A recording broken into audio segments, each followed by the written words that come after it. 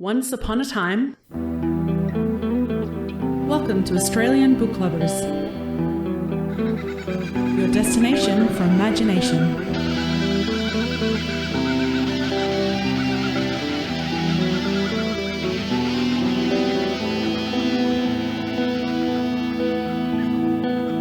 A big warm welcome to everybody and a huge thank you for joining us once again for the Australian Book Lovers podcast. Our mission, if you don't know yet, is to bring fabulous Australian and Indigenous literature spanning a whole range of genres to book lovers all across the globe, as well as bring fantastic resources and information for passionate authors looking to write their very next bestseller.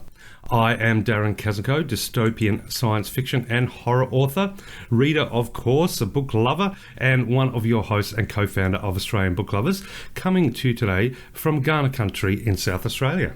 And I'm Veronica Strachan, aka V.E. Patton, fantasy, memoir and picture book writer, reader, your other co-founder and host, coming to you from Wurundjeri Woiwurrung country in Victoria. And you're sounding, I think, a little bit healthier than I am. I suspect you can pick up a little bit of a blocked nose in my, my voice is usually ridiculously horrible on the best of days, but it's just got that little extra element today. It's a good old-fashioned 48-hour bug, which is nice. Not COVID, so that's good. No, nice that it's that and not COVID. That didn't sound good, like I was saying it's nice that you've got a cold, but that wasn't what I meant. However, it also means that you could be really good for overdubbing, horror narration or something like that, because you've got the croaky, slightly husky voice happening. Yeah, I'll just drop it down a few pitches with some technology and why not? And away you go. Yes. Now, there is still a fair bit of the old COVID around and, third round of Omicron and lots of people getting the flu and lots of people getting head colds. And one of our favourite listeners, and I'm going to do a shout out because she does a really good job and always enjoys listening, is Hayley Walsh, who is a nurse. And she has just posted on Twitter that unfortunately she's dodged the bullet for a long time, but she's got COVID. So Hayley, if you are listening, which I'm sure you will be at some stage, hope you feel better, you and everybody else who's feeling unwell. Absolutely, yes. If you are at home, Hayley, hopefully that it hasn't hurt you too bad, in the sense of you've got plenty of opportunities to snuggle up under a blanket, read some great books, drink some beautiful soups, binge on some groovy or even maybe some trashy television or Netflix or Amazon, whatever the latest shows are, because there's just so many to choose from, as is their podcast. And this is, of course, episode number 62 of the podcast Australian Book Lovers. So loving it. This is, again, another amazing. step closer to 100 and another reason for a celebration, just the fact that we get to record today. Yeah, and really it's over 4,000 downloads. We're up to 4,287 for our 61 episodes, because this will be number 62 when it's published. And there are so many people who are listening to the podcast. Authors are regularly saying that, they see a little uptick in some book sales. And depending on whether the authors also share the episodes and those kind of things, they're finding that, they get a lot more people knowing about their books. So, we started this both for authors and for readers. For readers, to give them an opportunity to find all the Australian books in one spot, and for authors to help them publish, and share and market their books. So, working so far. So far, so good. And everything's little steps, baby steps. Yeah, and I think, we've come a long way since sitting there over a coffee, working on our book, which still isn't out yet, coming up with this idea. Oh, but, yes. We'll just be quiet on that one, Darren, for a little bit. Don't mention the book. I was going to say quickly, just a huge thanks to everybody for listening and for everybody who shares or tells somebody about the podcast or the website, because that is how it grows. And we're hoping to do some wonderful marketing moving forward. There's still lots of moving pieces in the background and lots of work being done. And yes, which you're going to tell us about a little bit later on. I know. Of course, yes. Yeah, well, but I could start with, if you like. No, but I want to tell you about, because I've been hanging to tell you this one. 62, the bingo call for 62 is Tickety Boo. Now, I have a dear friend who I haven't seen in a long time who's probably should have had that tattooed on his arm. Favourite saying, tickety boo? Oh, absolutely, yep. Tickety boo, yep. There you go. And the irony was it was used for two sort of, in that case, it was for two distinct reasons. If something was fantastic, tickety boo.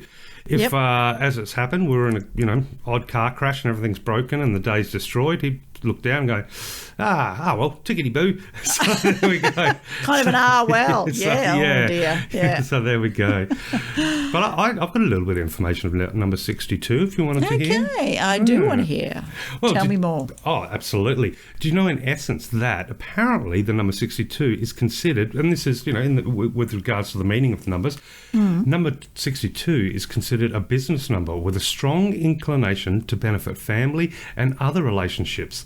It is also realistic and efficient and a builder. The number 62 is also considered a diplomat or diplomatic and idealistic, but overall it's a balanced number. It tends to build large works that benefit both its immediate family and society for a long time. Its works tend to be harmonious, not only within themselves, but also within the environment where they exist. So basically we have number 62 is, businesslike and has a balance of work and play, socialising and family time, and interaction with friends and alone time. I think with a little bit of, building and business and idealistic, I think we can tick all three for Australian book lovers. We have high dreams of making books the best thing on the planet. And, so why not? So that we can be a bit idealistic. Absolutely. And not only, obviously that's a little bit about number 62. Did you want to know a little bit about 1962 in Australia? Tell me what was happening in 1962 when I was just a wee toddler. Some very interesting things. You might be surprised to learn that the Australian Ballet was founded in 1962. There you go. And in 1962, guess what ballet was first performed? The first... Oh, I'm just going to throw it out there and say Swan Lake. Well, I don't know. Chicken, winner dinner, is that what you say? Winner, chicken dinner? Winner, chicken dinner. Not to a vegetarian, but that's okay. Congratulations. No, that's right. Swan Lake's first performed by the Australian Ballet in 1962. Now, interesting one here. It was an interesting little article to read on the 16th of July in 1962. The Goulburn school strike started. Now, this was an education strike in Goulburn, New South Wales, where in response to a demand for the installation of 3 extra toilets at a local Catholic primary school, the local community closed down these schools and sent the children to the government schools. So the Catholic Church declared they had no money to install the extra toilets, sending nearly 1,000 children to attempt to be enrolled locally to state schools, which of course were unable to accommodate them. So that led to, I think, something in 1963 to sort that out. Of course, we try and steer away from politics and religion, as all logical people do, but I find that ironic that the Catholic Church said they didn't have enough money to install a toilet. Something would tell me that may be a little bit of a fib. But anyway... Now, another intriguing story on the 28th of September is what's called the Paddington Tram Depot Fire in Brisbane. And apparently 1/5 of the Brisbane tram fleet was destroyed. It burnt down, obviously, in suspicious circumstances. So that equates to 65 trams were burnt. Now, that's pretty full on. So obviously they would have had the more wooden structure back then. I can't picture, modern trams burning. So, But on the good side of things, Australia won 38 gold medals at the 1962 British Empire and Commonwealth Games, which were held in Perth. And this was an interesting read. I used to be such a big tennis fan. Now, of course, other things take over, like arcades and books and reading and writing. But as a little kid, you'd always catch me with a tennis racket in my hand. The Australian Open men singles for 1962 was won by Rod Laver. There you go. The French Open 1962 was won by Rod Laver. The US Open 1962 was won by... Wait for it. Let me guess. Rod Laver. Correct. Now, the tricky one. Wimbledon 1962 was won by... Oh, not Rod Laver. Oh, absolutely Rod Laver. There you go. And Margaret Court won the Australian Open in 1962. Margaret Court also dominated and won the French Open as well as the US Open. So what a year for Australian tennis. That's amazing. Yes. So, pretty damn cool, I think, having a bit of a fun sort of teach the world how good we are with a racket to finish 1962. Unfortunately, I couldn't find any inventions, but I have had a peek and we've got some good inventions coming up as the podcast progresses. So that is my little insight into 62 and Australia in 1962. Very good. Very good.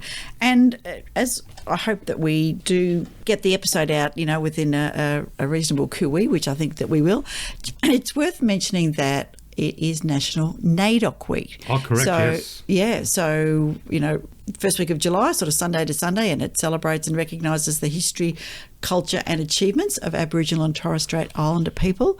And it is an opportunity for all Australians to learn about First Nation cultures and histories and to participate in celebrating the oldest continuous living cultures on Earth, which is just fantastic. So if there is a book out there, and we do have some books under our Aboriginal genre, so please feel free to jump in and have a look at some of those. But, search for any of the art in any kind of form. It doesn't have to be books. It can be, painting, it can be sculpture, it can be poetry, it can be whatever.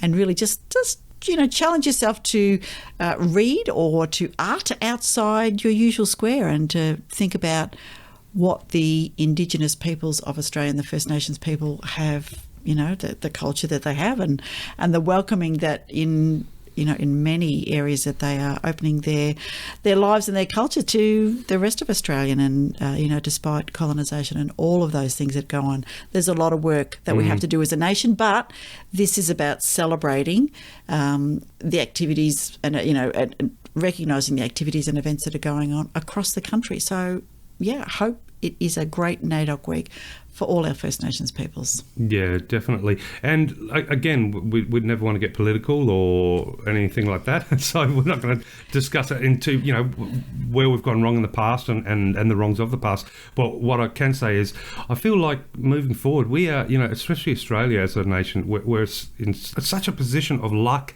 and good fortune now because we have all this wonderful, I guess, information, art, culture and stories and so many life lessons to learn from the Indigenous people of Australia who are now, we're really starting to slowly find those steps and taking that momentum forward to integrate, which means, every day moving forward is an opportunity to gain so much of that magic and to discover, so much about the beautiful existence, like you said, one of the oldest civilizations in the world.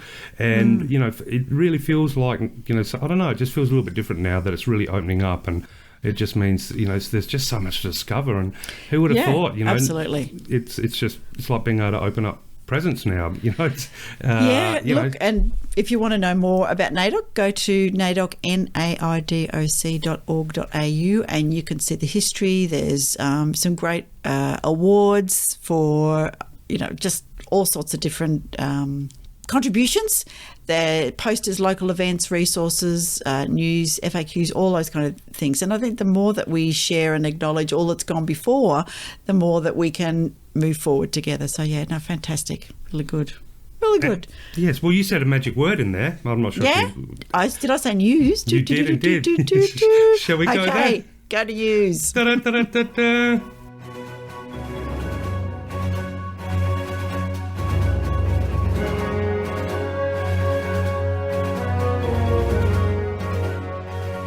Some news from me includes a little announcement from Alan and Unwin about a mentorship program with Voices from the Intersection. And you can find out some more about that, Voices from the Intersection. This is a slightly different one, .pgtb.me. So that's just be aware. But if you one Google, for the show notes. That is one for the show notes. But if you Google Voices from the Intersection, you'll see that that's an mentorship by Alan and Unwin for 2022. And it's an opportunity for up to 2 emerging own voices writers and illustrators across the picture book, middle grade and young adult fiction genres. And applications are open from the 1st to the 31st of August. And we've talked about this, pretty consistently across the Australian book lovers. Own voices stories are diverse stories from creators who identify as First Nations, people of colour, LGBTQIA+, and or people living with this disability. These are massively underrepresented in published Australian fiction, particularly for children and young adults. And we, had a lovely interview with Kate Foster and her beautiful stories, The Bravest Word and Pause, just two of the really important stories that need to be out there so that people can see themselves in writing, which is fantastic. So this particular mentorship, 2 applicants across the 3 genres get direct feedback and a round of personal editing from Rebecca Lim, who co-founded Voices. This is another thing that started and it was completely volunteer, so thank you, Rebecca. And co-founded Voices with intersection from Amberlyn Quay Molina, and I have read one of her stories, really good. So the edited pitch documents will then be read by Alan and Unwin with a view to further publication opportunities. So thinking about own voices, if you do identify as one of those groups that I mentioned, please jump on the Voices from the intersection.pgtv.me and have a look and see whether you have something that you can throw into the mix and get some mentorship to, get some help. So middle grade YA picture books, and they want a little brief bio. So that is a really good little notice. Thank you very much to Books and Publishing, I think, which brought that to my attention. I'm glad also that you clarified, because for a second there, the voice from the intersection, I was going to say, do we need to do like a profanity warning? Because I'm imagining stories from road rage at the lights, which have many not that interesting intersection. things. But no, this is a far more elegant, artistic and respectable Voices of Intersection. And indeed it is. And look, something that came up from the Australian Society of Authors, of which I'm a member, and I'm really happy always to promote their work, is that they mentioned something earlier this month about what to look for in a writing competition's terms and conditions, because I know you and I are very keen to give people some of these competitions to get your material out there. Definitely. And there's a really good article by the ASA about what to look for, and just to protect writers in case there are dodgy competitions out there, people trying to steal your work. So eligibility criteria, entry information, things about copyright. I won't go through all the things, but there's moral rights and warranties and ownership of property and prizes and those kind of things. And, we urge you, as do the ASA, do your due diligence. Nobody should be taking your copyright from you in Australia. Once you write it, your copyright, that is yours. And that is the same with all books and stories on the Australian Book Lovers. We do not have anything to do with your copyright. We are purely a platform for you to share your work with a greater readership. And then that kind of leads me nicely into your news, but I'm going to stop you there and just go, one more little thing, which is the meanings and origins of Australian words and idioms from the School of Literature, Languages and Linguistics, ANU, letter N. Oh, here we go. I can't think of any off the top of my head now. Not that I've been thinking about it prior to what you just said then. The letter N, no. Nelly? A couple, there is Ned Kelly, but I think we don't need to talk about him. We can talk about, being as game as Ned Kelly. Noggin? There's Noggin, no. No. See, Noggin, is Noggin N or is that a G? Is it a G N? I don't know. We'll have to look when we get to G, but no. So there is, have you ever heard of a Neenish tart? No. Well, I have a custard tart. No, but I do remember these from my childhood. So they're a small sweet pastry case filled with mock cream, which was always a little bit disgusting in my taste. What's mock cream? Mock cream is like not really cream. It's cream with so much other stuff in it that it doesn't taste like cream anymore. Oh. And sometimes included jam, and it's usually topped with half brown and white or half pink and white icing. So while the origin of the term is unknown, the spelling variants, so Neenish is N-E-E-N-I-S-H, but there's also N-E-I-N-I-C-H, N-E-N-I-S-C-H-E, and N-E-N-I-S-H suggests that it may derive from a Germanic language. But the earliest evidence, I thought this was hilarious, the earliest evidence takes the form of Neenish cake and dates to 1895. So that's a really early piece of dessert history that I'm talking about here, and it also reveals that there have been various recipes for tarts over the years. So, well, hope improvement on the mock cream. I know, it goes on to tell you those.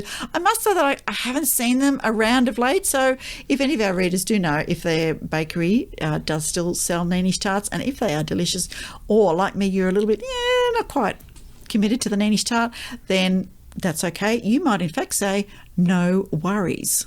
Well, I suspect... look, I don't eat tarts, so I can't. I'm definitely not a connoisseur of tarts. But I suspect you could probably find an article back in the 1800s describing a Neenish tart. The long tart. We can definitely say it is edible.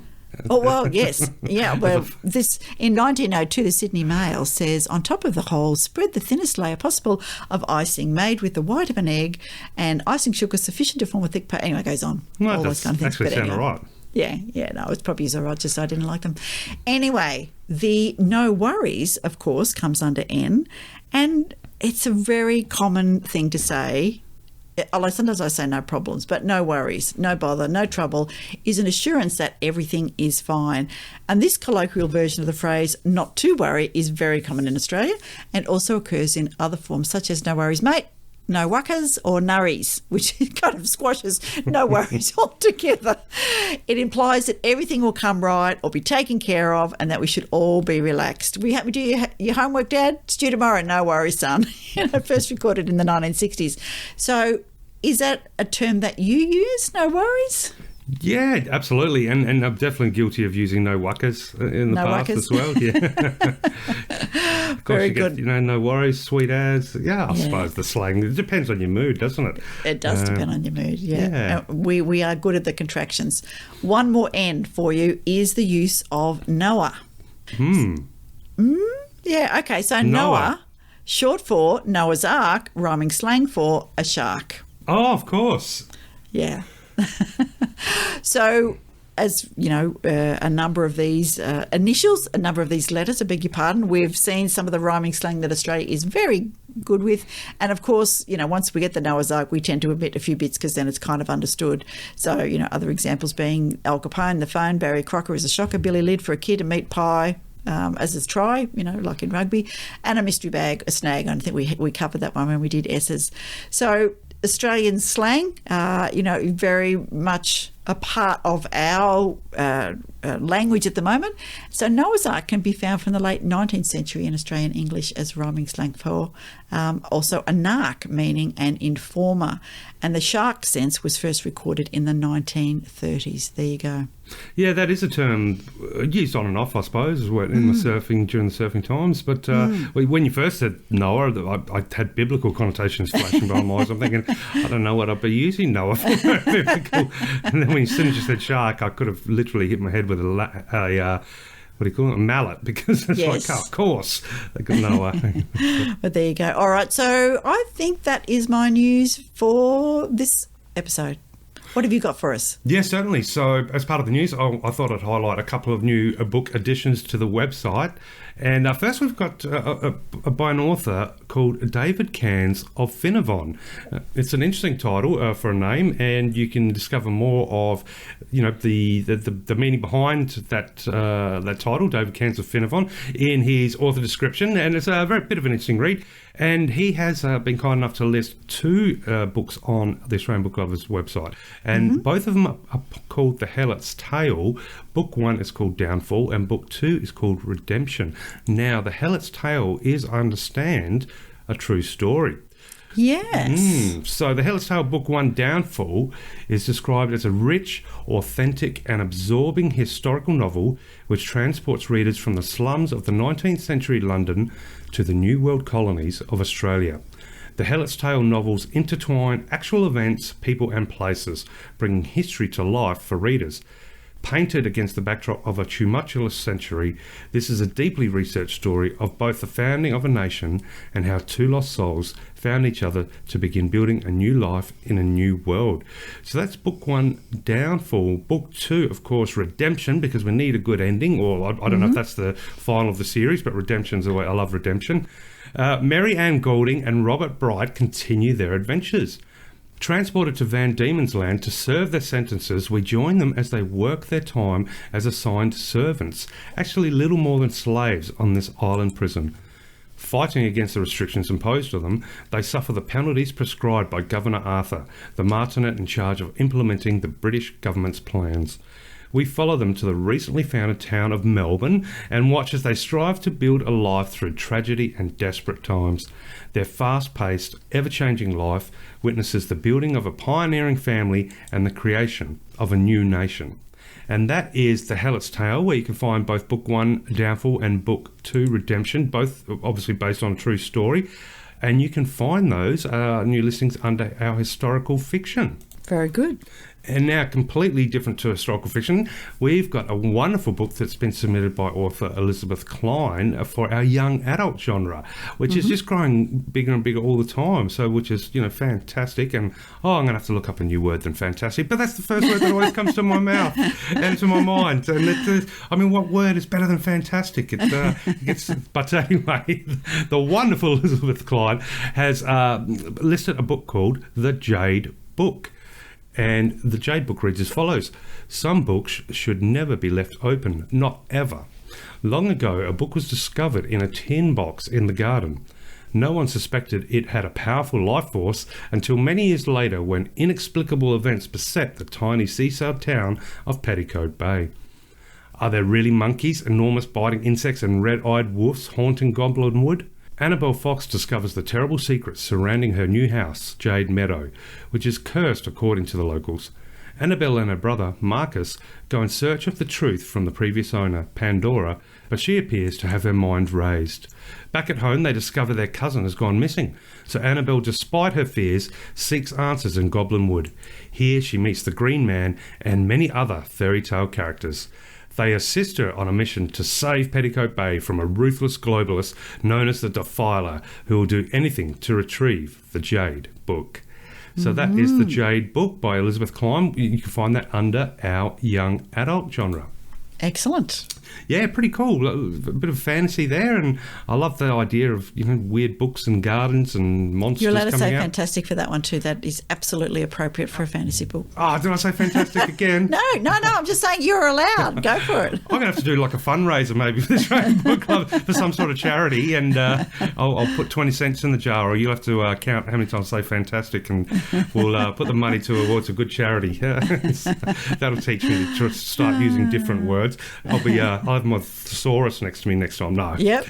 But the fun doesn't stop there, of course, because I am so excited, and that is because the short stories portal, I guess for want of a better word, is now live on the Australian Book Lovers website. Early days, yes, absolutely. Organic, yes. As we move forward, we'll discover things and learn how to make things better, and obviously always, open to advice, suggestions, etc. But so far, it is just so...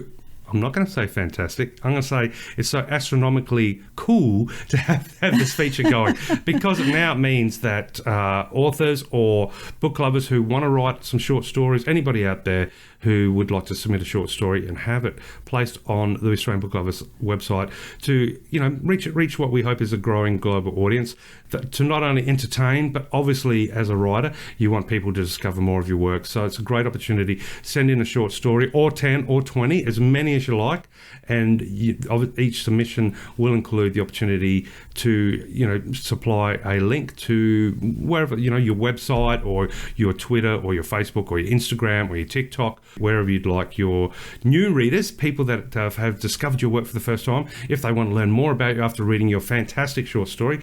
At the bottom of the story, there'll be a big button they can click and be taken straight to your little world. And that is what it's all about, entertainment and promotion. And, it's so exciting for me because I get to read all the short stories.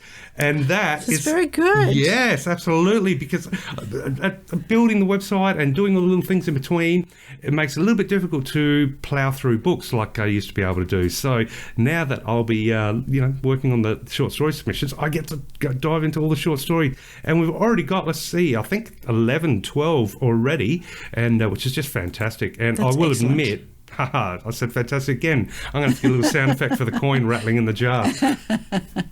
Now, 2 of those stories, which you'll find under the horror genre, are actually 2 of my stories. Very good. And I haven't read those, so I'm going to be having a bit of a look. Well, I'm sort of growing red in the cheeks already, because I'm in an ahhing about whether I put them up there, because they were actually... I didn't have digital copies. I had to actually transcribe them from a dog-eared copy of a book called Paroxysm, which is published by Paroxysm Press, which there was you go. one of my first anthologies that I was part of back in the early days. And so these were actually originally two of the stories I'm talking about, which can be found under our horror genre in short stories, or you can just click the view all short stories, you'll find them there. One story is called City of Churches, and one is called The Dark Mosquito. Both were originally published in 1998. It was quite strange to go back and read those stories. They're from a long, it was an interesting time when I wrote those. I was deep in, playing live and heavy metal and Footloose and Fancy Free. And it was a little bit darker than, one of the stories was a little bit darker than I remember it being. So and I thought, do I put it on? Do I go in there with a razor blade and maybe change it a little bit around? I thought, no, I'll do the right thing. I'll put it in as they were. So, yeah, if you want to have a bit of a laugh at some of my early short stories, you can find too. There'll be some more coming on very soon. But as far as short stories that you can enjoy right now, and I've already got some more that still have to be added, we've got The Monster Catcher by none other than Elizabeth Klein, whose book, the Jade book we just talked about. I read The Monster Catcher. I read all the short stories. The Monster Catcher is so much fun, and it is really good. I guess you'd categorise it as young adult fantasy or urban fantasy. I think it was. And yeah, a great read. I think that's going to gain quite a lot of fans, I suspect. You've got The City of Churches, which is probably the best short story you're ever going to read in your life. Oh, no, we've got to skip that. That's mine. No. So we've got The Back Room by Laurie Bell, which we had a bit of a chat which we had a bit of a chat about before. If you are into science fiction and you love your rascals, I think I mentioned as I turned before, but it's such a good romp and part of a Whitefire part of a Whitefire series. It is a Whitefire short story. So again, if you read that short story and you love what you read, which I have no doubt you will, click that button at the bottom and discover all of Laurie's work. She does so much, not just her own writing, but works with so many different websites. And I was obviously, been great help and been such a wonderful guest here on the Australian Book Lovers podcast. So thank you, Laurie, for the short story. And we have two from Avril Drummond, Wolf and Praying for Rain. And Wolf, again, I will just let readers know, or listeners know, should I say, a little twist, or not, actually, I tell a lie, it's a growing twist, a growing realisation that is really, really cool. So, and I mean, who doesn't like a story called Wolf? Definitely. Praying for Rain, yes, again, that's one I can't give away too much about. We've got Stopover at Wattle Plains, that's by Judith Deanne Freeman, and it's a beautiful little contemporary story, and again, that's something we talked about last episode. That's a little bit about identity. Was an amazing read, really, really enjoyed that. We have another one, The Dare by Elizabeth Klein, mentioned that one before, and a little bit, young adult, that's middle grade, so wonderful little story there. So if you'd like to read something out for the little one, that's a good one, or let them read to you, should I say, show how good they're getting at reading. And we've got a contemporary called Flying Home for Christmas by Pauline Yates. Now that's a short story that I think many of us will relate to, and it's very fun. And I'd put it in the comedy category, contemporary. Okay. Yeah, but won't say too much. The Flying Home for Christmas tells you a little bit about what might be involved, but it is a good, fun read. And of course, we have Lab Rats by V.E. Patton, an author you may have heard of or may be listening to right now. Indeedy. Lab Rats. Well, maybe, Veronica, how about you tell our listeners a little sneak preview of what Lab Rats is about? It started as a writing workshop that I went to. I just had this idea for a little bit of genetic engineering and a little bit of Brave New Worlds and portals and the multiverse, and how would it be if our furry friends were in fact running the countries, running the nations, but maybe not. Corporations, maybe experiments. Yeah, it was a little bit of a misery story really, but hopefully it ended with a slightly better twist. Well, it's a good sci-fi. It is quite serious. It's some pretty serious themes in the background, but that's what science fiction can be. That's what literature can be. But that's short stories for everyone out there, for all our listeners, if you haven't had a chance to jump on the website, click on the short story tab. You will be presented with a number of genres to choose from. Some are still coming soon as we're getting the submissions are starting to roll in now. But you can just, for the moment, just click on, have a look at view all of the stories, or you can click the individual genres, and you can either click read, which will give you an instant read on the screen, your tablet, whatever device you're using, or you can actually click a PDF button if you'd like to download it for later reads, or to pop on an e-reader of your choice, or just for you to be able to take it wherever you go. So, for example, if you are heading out somewhere where you've got no internet connection, stock up on short stories and have a laugh. But the most important thing is, of course, if you find a short story that you fall in love with, then have a look at what else the author's doing. And, it's a great way to discover a new author. And I'm excited because as these short stories roll in, I think it's going to be so much fun, and it means so much opportunity for book lovers out there to really get in and have some quality time with new Australian authors while you're commuting on the train, having coffee over breakfast, whatever you're doing. It's a good way. So I'm really excited. I hope people will get to have the opportunity to enjoy it. And of course, if you want to submit a story, just click on For Authors on the website. The submission is super easy, and I'm looking forward to reading all of your short stories, and I'm looking forward to having to hire 100 people to deal with all the incoming short stories, which I'm sure is only weeks away. But until then, it's me with a strong coffee. But that is my news for episode 62. Now, that's pretty good news. I think there is a lot we have covered in. Yeah, just this first little bit. We always think, we have enough to talk about, and we always do. Yeah, that's right. I mean, I wanted to talk about some of the strange things Bobby's doing now that he's walking and taking over the neighbourhood. But that's for another episode. That is for another episode. No. Now, one thing I do want to add about short stories, and it came to me because I'm currently reading, and I know I'm not necessarily, it's not my favourite thing to read. I really love those big, thick, epic bricks of epic fantasy or sci-fi, but I'm currently reading Where the Weird Things Are, which is an anthology put out by Dead Set Press of Australian speculative fiction, and it has, and I'll just say some of the usual suspects, some of the authors that we know, Claire Roden, Emily Rayburn, and some other people that I know from Twitter, from the Twitter writers sphere, like Farron Silverton. Now, I haven't read any of her stuff, but it just makes me, when I read her story about, I'll just say, the horse, then I really wanted to be writing more things. I wanted to go and read more of her work. So it's interesting then to read people whose work, say, you've read, and it flipped what I just said the other way, which is, I didn't realise she could write about those kind of things, or that he wrote that kind of story, So when you've got an idea in your mind of what a certain writer does do, read one of their short stories and you might be surprised at the breadth of their imagination. Yeah, agreed. And, as far as when it comes to writing, if you do write in a particular style or genre, short stories are an amazing way to step out of your comfort zone and try different stuff. And you never know the response. It's a good way to get a response from the audience too. And but you're exactly right.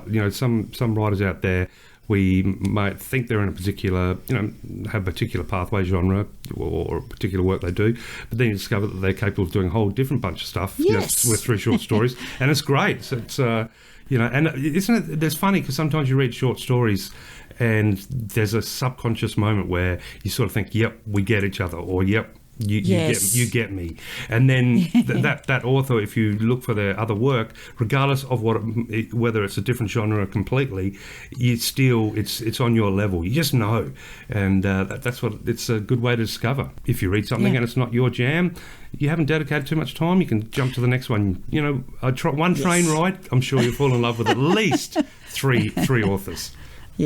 Yeah, it was really good. Speaking of authors and falling in love with authors, I understand you had a wonderful interview for this episode number 62 about quite a very, very intimate and interesting subject.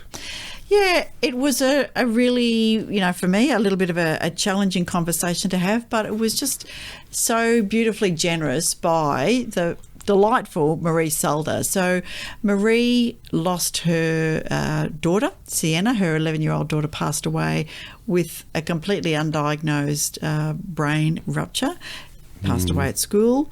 And the conversation that Marie and I had about the book that she wrote called Travel the Mind, and it's a series of, and I really love, how this is described. It's a book of magical meditations for children, and it absolutely is. So this was part of how Marie and her remaining Earth daughter, as she describes it, not survived grief, but how they manage their grief, because grief never goes away. And as some of the listeners will know, I also lost a daughter just before she was 5, despite the fact that it's some 27-ish years ago. The grief never goes away. You find a way to live through it, and you find a way to keep going. And the things that Marie has done are absolutely beautiful. So, I described the blurb in our interview, so I won't go any further, but to say that just be aware that if this does strike some triggers for you, if you feel the need to reach out, to please do that, to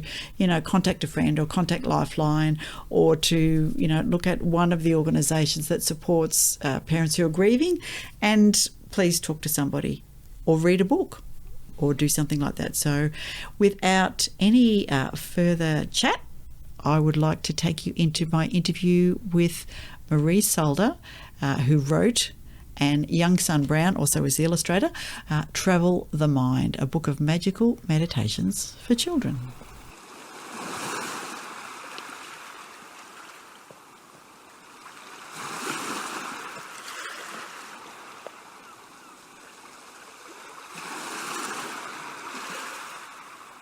Hello, book lovers. Welcome to another Australian Book Lovers author interviews. Delighted that I have with me today Marie Sulda. Welcome, Marie. How are you? I'm great. Thank you, Veronica. Thanks for having me. It is an absolute pleasure. I think we are going to cover some really interesting ground today. And talking of ground, I'm coming to you today, as generally usual, from Woiwurrung Country in Victoria. Where do you live and write, Marie? I live and write on Kaurna country in Seaford Rise, South Australia. Beautiful. Very close to our co-founder, Darren, who may or may not be out on the surfboards and those kind of things today, the kayaks, but it's pretty cold, both states. So there you go. Let's begin by telling me, a little bit about your writing history. So when did you first admit that you were a writer? Not very long ago. Yeah. It was probably when I had this book emerging, Travel the Mind, and it was early this year really that I felt that I needed to write this. So it was pretty recent. Pretty recent. Okay, so maybe we should dive in and tell the listeners a little bit about Travel the Mind. So I've got just a little blurb, but then I'm going to dive in and ask you a little bit more about it, of course. Travel the Mind is a book of meditation adventures, and I love that. Meditation adventures for parents to read to their children at bedtime or for relaxation. So by igniting their imagination, connecting with their emotions and using creativity, they can unlock magical spaces within their minds. This book aims to create a bedtime ritual that parents and children look forward to, where bonds are built and memories are made. And written by Marie Sulda, but absolutely beautiful illustrations. Also, can you tell us about the illustrations? Tell us about your illustrator, because this is your sister-in-law. It is. Yeah. A very talented sister-in-law, young son Brown. She is a designer and an artist. And when I was doing this project, I asked her if she'd be interested in illustrating for it, and immediately she said yes, I'd love to, I'd be honoured to. So she is so savvy. She did the illustrations at home whilst teaching her daughters to paint at the same time. Very good. Very good. She was sending me progress shots. It was fantastic. Oh, that is really lovely.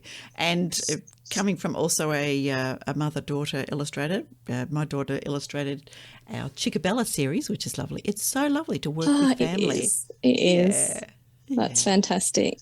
This is a very, what can I say? It is a very intimate book. The reason that you wrote that is an incredible story. Could you share with the listeners why you decided or, how Travel the Mind came about? Sure.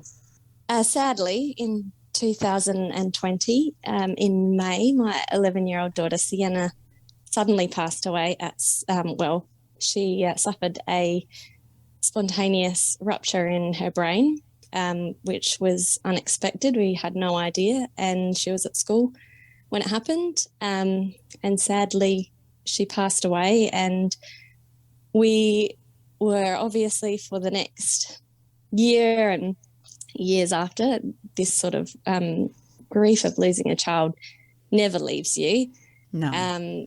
And so I don't like to say there's any timeline, because there just isn't. No. The pain stays with you. It's just that it changes over time into a different form. You're able to sort of sometimes build some life around it.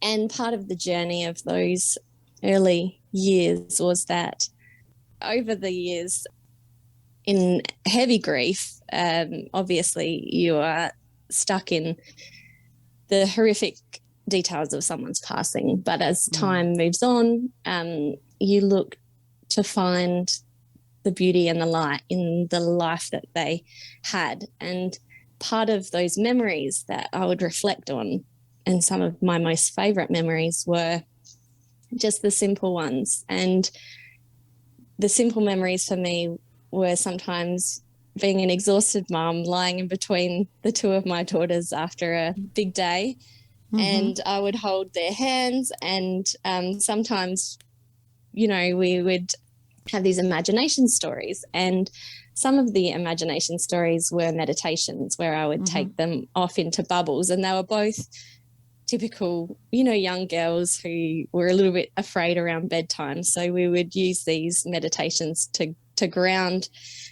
each other, and it was a lovely experience. And we would always have some conversations afterwards as well, after we went off on these adventures in bubbles and went to different lands and came back into their beds after. And I realised that it was such a beautiful connection and such a special time, and it was really just around that bedtime ritual that sometimes can be so stressful for a parent when you're bathing, and then they want a glass of water and all those things, but I in those times that I really connected, I felt that was such one of the best memories I had. So I really wanted to share that with the wider community, and then also with parents, so that they could have these bonds with their children and these beautiful memories to reflect on as well. And at this, about 6 months before Sienna passed, she also wrote this beautiful poem when she was at my mum's house one day after school. She just got the crayons out and she wrote and made into a book this poem called Small Things. Which also I really wanted to put this into writing for her. She'd always wanted to be an author herself, and she, as the other part of her career, wanted to help children, and she would often talk about whether she would become a counsellor. And so I felt that I wanted to honour her in this way and have her poem in writing as well. So I might read the poem if that's okay. Yeah, that would be lovely. Excellent. It's called Small Things, and she wrote, "Sometimes you can't see them, sometimes you treasure them, but they are always there, whether you see them or you don't, like butterflies and bees and everything in between, a nicely made bed and a kiss on your head." Beautiful. Yeah, just the perspective of an 11-year-old and the things that really matter to a child are so simple. And yet are the most precious memories. Yes, that's right. Yeah. Oh, no, that is fantastic. Now, you've written this for yourself, I guess, in memory of Sienna as well. Yes. So do you feel that this is, who is this aimed at, I guess, in terms of now that it's out in the world? Yes. Who's the book for? So initially it was about, for me, just being able to open children's minds and imaginations and hearts, and then that connection that they could have with their parents at bedtime.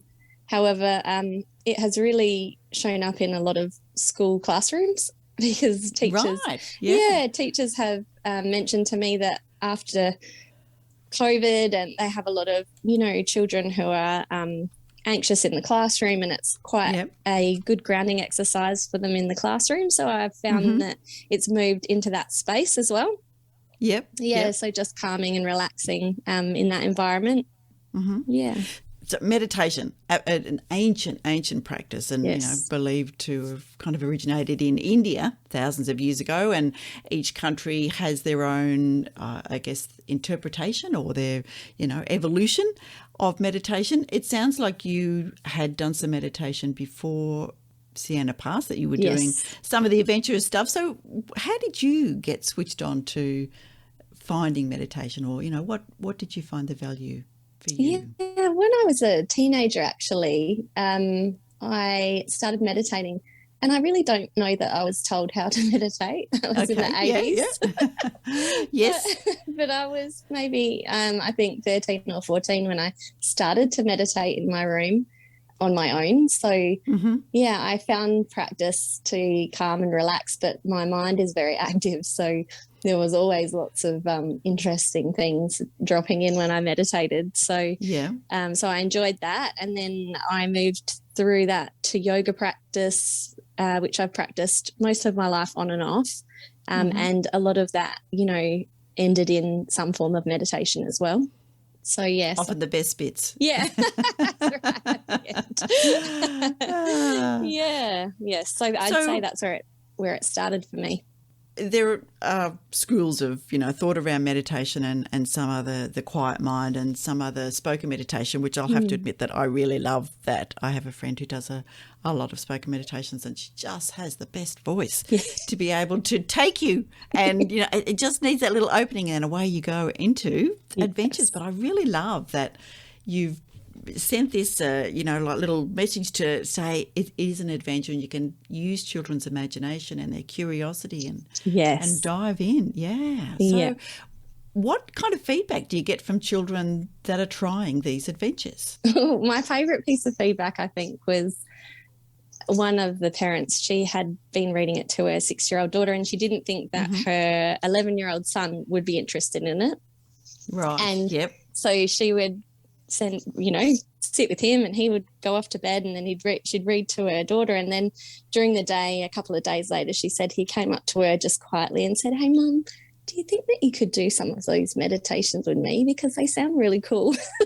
Oh, that is so good. Yeah, so she started to read them to both of them, and she said that they both really enjoyed them. So that was great. That's what the feedback that I love, because I know that they've then had this connection with their mum or their dad or their carer, and then they have had the experience themselves of opening up their mind. And in that time, I reflect back to some of the things that my girls would say after they had this meditation experience, and they'd come out with things, really profound things that they obviously can access when they're in that state that their normal busy minds can't. And some things like reflections on, "Hey, Mum, sometimes I wonder whether we're just all living in some old man's dream, and when he wakes up, we're not going to exist anymore," or, and it opens conversations to these deeper thoughts. And then sometimes it's questioning too. They both attend a Catholic school, and it was questionings around, like that some of that would come up about spirituality and things like that. And it just opened the doorway to a deeper conversation. Yeah, which is important for children to get the opportunity to have those, and not just go, "Oh, you'll know when you grow up," or basically a bit older. And I always think, but when is a bit older? That's right. And if children are, we don't want to burden them. We'd love them to be children that still have just the curiosity and the joy. Yes. But it's okay for them to explore those things. That's right. Yeah. If they're ready and when they're ready. That's right. How early, I guess, would you suggest that parents could start, reading? I think Travel the Mind. I think from any time from the age of 6, depending on your child, 5 or 6. My daughters were pretty into it very early, but I know that some other children, they're all on different time scales. So parents and carers will know best what will suit. But I know that some of the reception classes have been using this book with a great effect. So, so they're about the age of 5 and 6. Can I ask you how therapeutic or how cathartic was it for you in terms of your reconnection, I guess, a little bit to Sienna and in terms of managing your grief? Yes. A lot of, there is absolutely no rule book for grief. And I always say that for parents in particular who've lost a child, that you don't have to do anything. You don't have to start a foundation. You don't have to, to honour your child.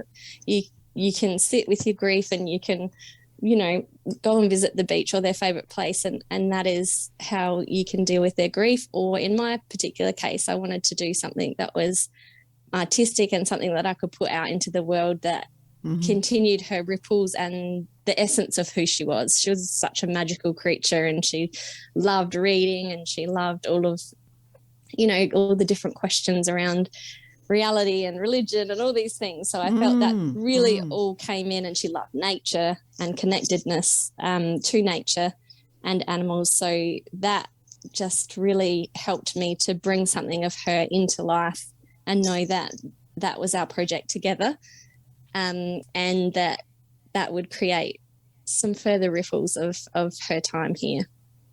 Yeah, wow, it's incredibly helpful. Tell me, did it come all in one hit? And, how did you sit down and write? Did it just sort of download, or was there a little help from Sienna, do you think? I feel like there was, definitely. One day I was in the float tank. Someone had given me, actually my husband had given me 3 sessions in a float tank for my birthday. And the first session was terrifying. I sat in the darkness. The second session was quite amazing, and I was lying there and I just had this moment where I thought, what is it that I need? What is the next best thing for me to do? And it just came in as clear as day. You can't focus on, because I did have some thoughts about, do I write about grief or would I write about, her passing? And then just very clearly it was, no, Mum, I want you to write about the positive, and I want to be, remembered in this artistic, positive way. Don't worry, you're going to sit down at the desk and all of the meditations are going to come to you. Thank you, Sienna. Yeah. Incredibly helpful. Very helpful. And so she was like, you've already got 1 or 2 that we use, but the others will come. So just sit and do it, and it'll be there. And it was. Yeah. And it was just there. Yeah. There is that connection. I later in life decided that, yes, time to get my creative writing happening. I wanted to write a fantasy trilogy, but that was not happening. So my daughter, who died some 27 years ago, she decided that I needed to tell her story first. So, that was, downloading. And thanks, Jackie, for that. Oh, beautiful, Jackie. And really just, yes. And so there. Yeah, it just comes. That had to happen, and that story was there, and then it was like, all right, you can go and write your own stuff now, Mum. You've done my bit. Thank you very much. It's they just are like that little bird on your shoulder, just whispering in your ear. Absolutely. Yeah. Yeah. Now, very Australian. So, you've said that you and Sienna and, you and your daughter, you shared with me, have just been down for a very cold water swim. Yes. Down the beach just today. So anything specifically Australian, I guess, or, what's the connection for you to nature and those kind of things? Yeah, so Sienna in particular was very connected, and she taught me a lot about being connected to nature herself just as a child. And, early when she was probably about 6, they started growing beans in their classroom. Right. And she was beans are good. Enamored by this bean that she grew, and I said, oh, well, great, let's get a patch in the garden. And my father and his father were amazing gardeners, and my dad is still an amazing gardener, and he has all of his fruit and veg in the backyard. So we started a patch, and she would get up every morning at 6 a.m. as a 7 and 8 year old and water the garden. And that's pretty amazing. Yeah, that is commitment. it is. And I just was like, wow, where is this coming from? And she's just like, Mum, the sunrise, you get to see everything. And she would be the kid that grabbed the moss off the ground and would feel it in her fingers and put her hands in the dirt. And we spend a lot of time down the beach, and we have a family shack down at Marion Bay, which is near Innes National Park, which is on the southern tip in South Australia. And so we have a very strong connection to nature and to our environment, and we love it. And so for me, part of that connectedness is where also I found a lot of healing for grief. And then in addition, the connectedness for children to sort of understand now in this world some of the magic that lies within nature and some of the healing properties. And, you know, we are so busy and fast-paced in our lives, and they're on technology and things like that, which is great too, and they need that, and that's part of the society that we live in. But I really wanted to sort of move back into those spaces with them in an imaginative and magical way, so that they could experience them and understand how sacred and how healing they are. Amazing. Really beautiful. So there must be so many secrets hidden in that writing for you. Tell us a little bit about that. I 100% believe as well that a lot of the answers that we have are within ourselves. And I think part of the grief journey that I went on, I did some hypnotherapy and some regression work and counselling and all the things, because you need all the things. You do need all the things. There is that kind of expectation that you'll do it just according to a book, but it doesn't always work that way, does it? Does not, no. No, and rarely, in fact. Very rarely, yes. And part of that journey was that I began to realise that when I quieted my mind, like in the float tank experience, often the answers are there. So I really wanted to be able to give that experience to children from an early age too, that if they had the experience where they could quiet their mind and let their imagination go, their subconscious mind and their higher self will often bring forward these profound answers or answers to their questions that they have or their fears and things like that through that meditation experience. So for kids perhaps who are, anxious at bedtime, you've mentioned that. Yes. But are there meditations there that would help a grieving child? There are, yes. Yeah, I developed one, and that one was a special one to meet in the meditation space. A loved one who has passed away. And my daughter really, and her cousins, one time they came over for a sleepover, and I just had them, and I thought, they said, can we do one of those meditations? And so I said, yeah, sure. And then I just put in the space that they could meet whoever they wanted, and that isn't sort of forcing them to see or to speak to somebody who's passed away, but it gives the opportunity if it arises. And one of them spoke with Sienna in that space and absolutely loved it. And when we finished, she was like, oh, I got to chat, and we gave each other a hug, and it really sort of grounded her and gave her a little bit of healing. So that, I think, is important, and I've found that very important. I work with a lot of bereaved parents in a support group, and just having this opportunity and this space to go to in meditation in your mind to speak with the loved one who's passed away can be really healing. Absolutely. And there are so many different things that we need to have available for parents and children, siblings who are grieving, so that they can pick and choose, they can find the thing that suits them, and they can make up the kind of kit that helps them find the right way. That's a perfect way to put it. Yeah. A little experience there, so we'll go with this one.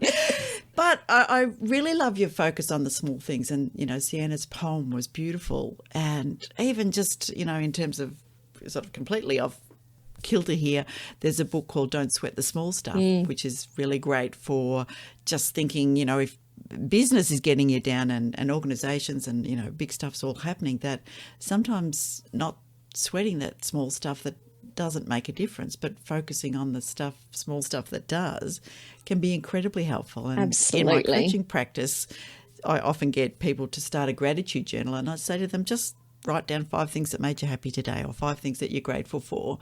And it's amazing how, despite humans being, we are wired for negativity, by just doing that little switch and thinking about those small things that make us happy, it's incredibly life-changing. It is. And it's never a Lamborghini, is it? No, it's never a Lamborghini. Never. I will say it's never a Lamborghini. No, for sure. You know, it is what I found when I started a gratitude journal many years ago, is that it was the moments talking to my children, and it was the moments talking to friends, or it was just a smile or a hug, or just the little things that connected me to that sense of community and love and Absolutely. just contentment, you know, and sometimes contentment is enough. Yes. You know, when you're grieving, if you can get yourself to that next step where there are moments when you're content. That's right. That's a great step. That's so true.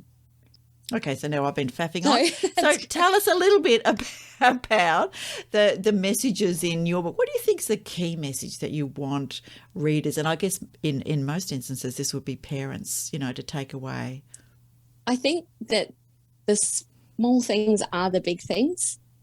Yeah, that is the message for me, is that, you know, sometimes regardless of your, you know, parents have a lot of stress on their shoulders, especially, you know, they had in COVID times and lockdowns and with jobs. That was tough. Yeah, and now with inflation and things like that, there's a lot of stress. But if you can find it in yourself to just have these small moments, and even if it's just as simple as reading a meditation at bedtime, that is one of the big things in the end and in the bigger picture when you look back on things. And also in the moment, it's a big thing because it really grounds you and it connects you and it calms you down and it reminds you of the small things being the big things. Yeah, that is just such a beautiful message. Really lovely. What's next for Marie Sulda? You know, you've got this fantastic story out there. There's hopefully the books are flying off the shelves. Tell me, you know, are there other stories? Are there other meditations? You know, yes. Look, I've had a lot of parents say, I feel like I need to put myself in the bubble and set myself off. Yeah. And they really enjoy reading it too. And they say while they read it, they imagine themselves, you know, going off into these magical places too. So that really hit home for me, that there is some space there to do something with parents and for adults as well. So I'm looking at that space.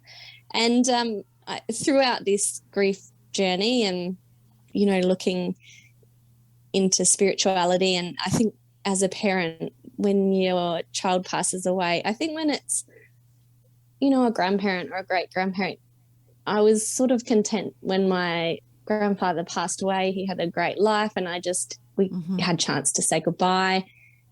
But when it's your child, you want to know where they are. You just immediately are like, where are they?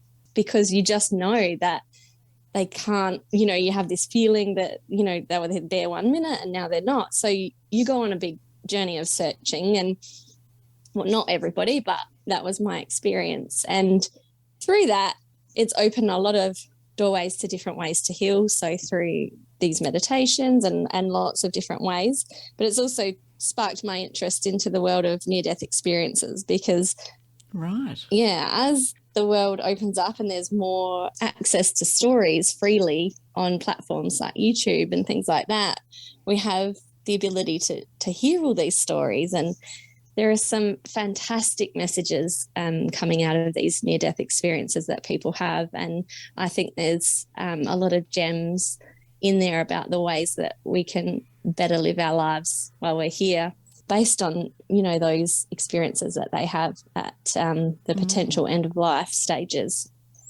Yeah. So that really interests me, and I feel like that's going to be a project. That sounds like a good project, and really to write a story about that. I went and heard Anita Morjani, who wrote Dying to Be Me, speak, and she was just absolutely incredible.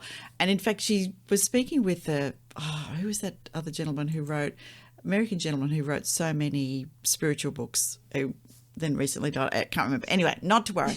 Anita Morjani was amazing, and she spoke about this near-death experience that she had where she had a cancer or big melanomas, and that she really was, almost at that final point. Found herself in a space, and I'm not going to spoil it, so it's a really good book, people. Go out and get it. But it was like, hers was just a little tiny space, and it was almost like she was in a warehouse, and then it opened up and she could see all of these other things and connections, and so she elected to come back, basically. Yes. In long story short, her cancer went away, and she's now spent all her time really sharing her spiritual journey, which has been incredibly amazing. Yes. And I know she's affected a lot of people. So have you read her story? Yes, I have. Yes. I've read hers, and probably a million, not quite a million, but anything I could get my hands on around this topic, because it's so fascinating. And in addition to that, there's just so many evidential parts of the near-death experiences that I find so fascinating. One of them was by a lady called Mary Neal, and she's written her book as well. And she had a near-death experience where she also was told she decided to come back, but she was told that her son would pass away, and she did not want to believe it. And I think she held on to her story until the point in time where her son did pass away, and she realised how significant her story was. And it was just fascinating, because she was actually in the medical field, and she stopped breathing for quite a significant amount of time in a canoeing accident.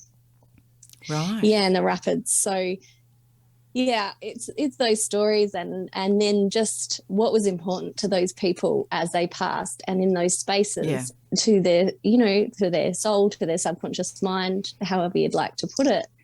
It was always about connection and about love and about the small things.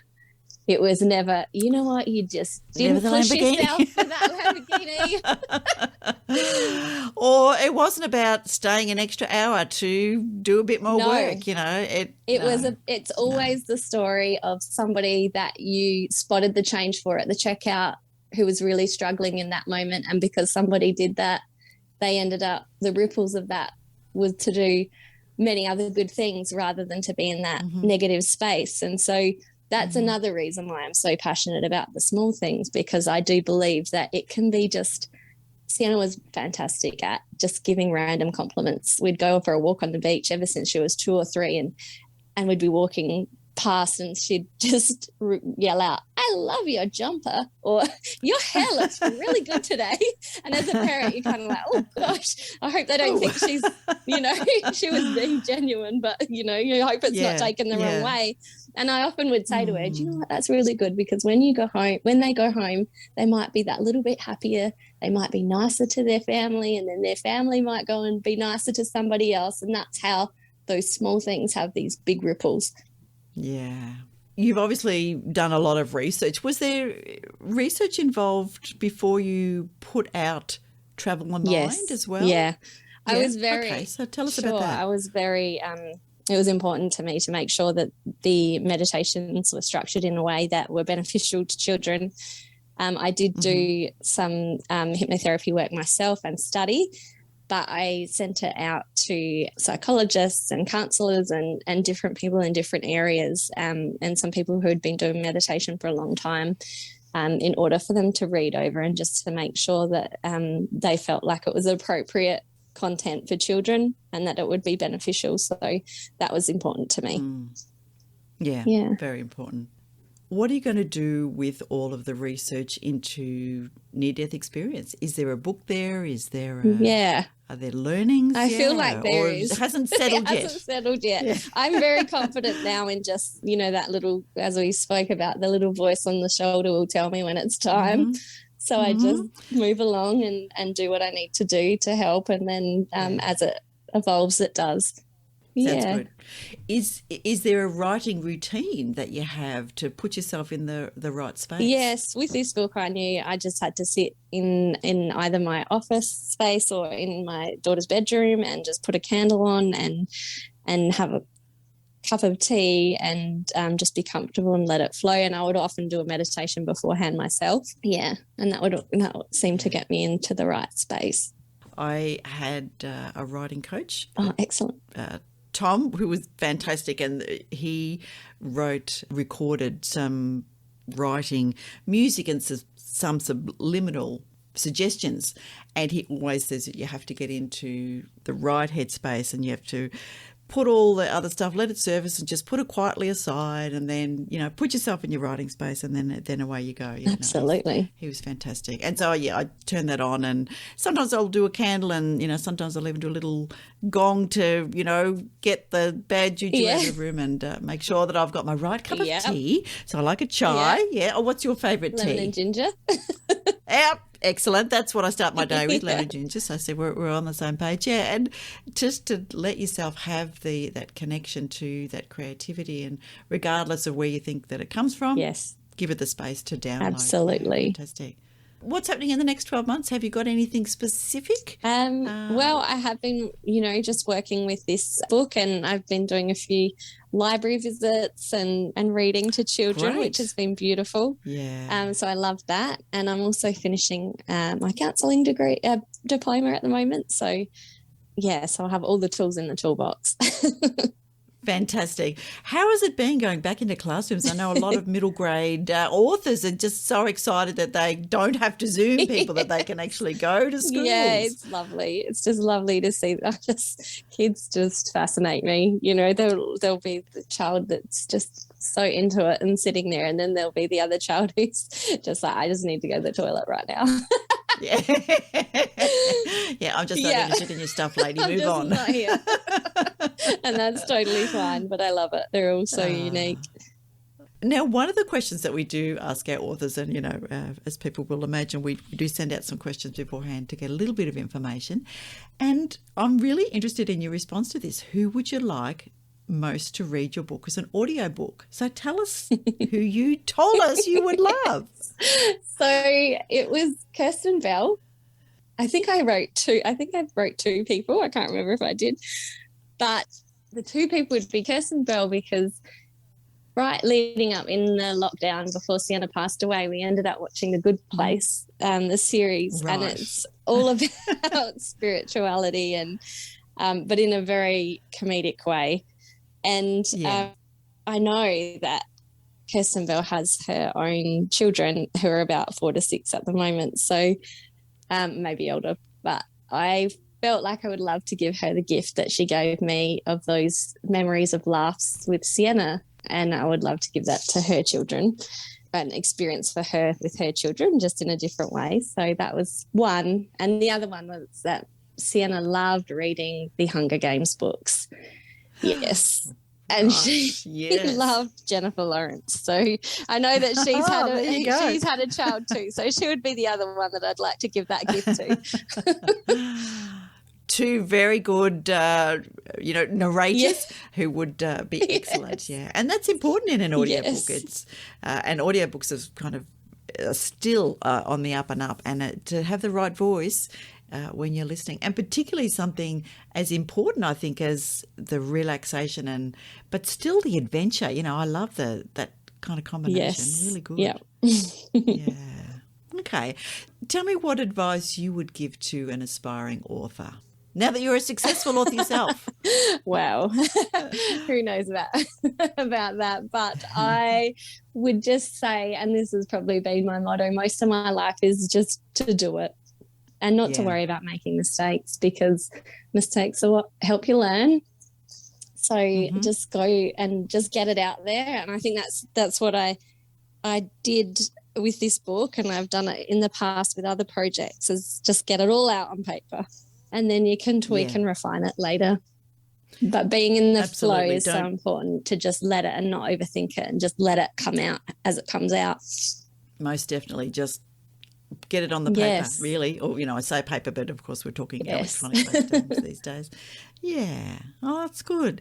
And what about for readers, any directions for them when they're reading when they're reading Travel the Mind to children? What is your advice to them? It's definitely important in this book to sort of use a soft tone and to read the book slowly and pause at I'd have put an asterisk in some spaces for a pause for 5 to 20 seconds, just to let the children's imagination go to wherever it needs to go. Yeah. And just that quiet, soft, loving tone. Sometimes my earth daughter, I always say, Geneva, she says, Mum, half the time it's not the reading, it's just your voice. She's like, you could be saying anything to me and that just lulls me up and sends my imagination to where it needs to go. So it's that connection as well, I find. And, reading it and putting it onto an audio book or something like that, it is nice. But my original and sole purpose is that the parent or the carer reads it, because it's that specialness of their own voice and their own connection. Yeah, incredibly so. My daughter and I, as I mentioned, we've written and illustrated a picture book trilogy, and we just spent some time being interviewed by Hayley Walsh on her podcast, the Right Words podcast. Fantastic. And she asked us about reading, and one thing that Cassie said is that, Mum always did the voices. I love it. And I worked full time, and I was a nurse, and so I was often doing shift work and often home late, but the kids would be waiting for me to come home, and the last thing you think is, I can't read. But that to read with them, and even the boys have said, we just like Mum used to read stories to me, and that's what they remember most, because often that was when I was home.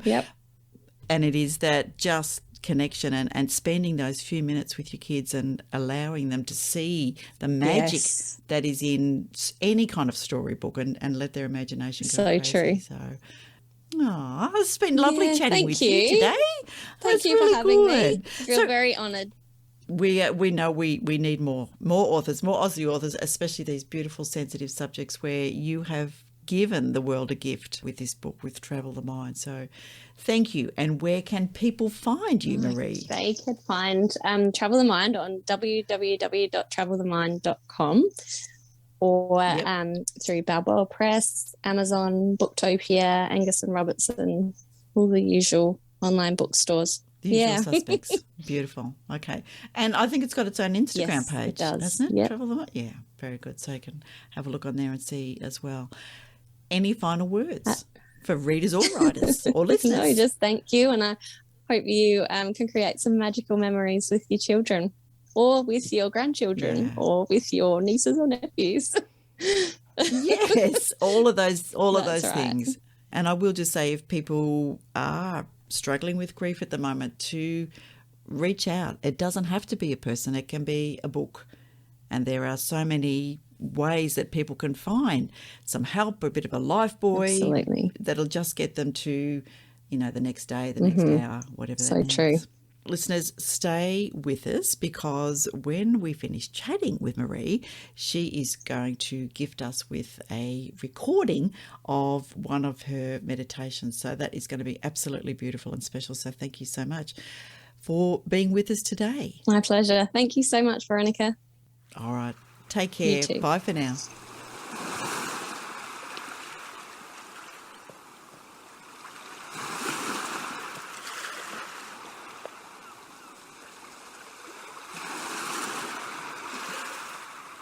Marie, thank you so much for what was such an insightful, honest, and very, very vulnerable and I guess revealing interview. Such a beautiful opportunity for our listeners to be able to be a part of that, and a beautiful opportunity to hear both of you talk about so many different things. And travel the mind. What a concept. And meditation for kids, I think, is wow, what a beautiful sort of pathway to take, I suppose. Yeah. I don't have children, but I can't remember being taught about meditation when I was little, let alone, I guess reading was the meditation when I was a little kid. But to a certain extent, and always I think the creation of rituals with children and positive rituals with them, and allowing them that kind of wind down at bedtime, which is because sometimes they can be so busy during the day, and they're always off on activities and all those kind of things, and then to spend some time at the end of the day with them on a meditation adventure, reading to them and letting them relax, and just letting them tap into some of those ideas and creativity. Yeah, really lovely. So thank you, Marie. That was a really, really lovely interview to have with you, and good luck sharing all that fabulous stuff about meditation with kids. And as you mentioned, lots of teachers are seeing the value of this and using Travel the Mind for their classes as well, which is great. Yeah, that's but you amazing. will find it under the children's section currently on the Australian Book Club's website. So if you're looking for it, there you go.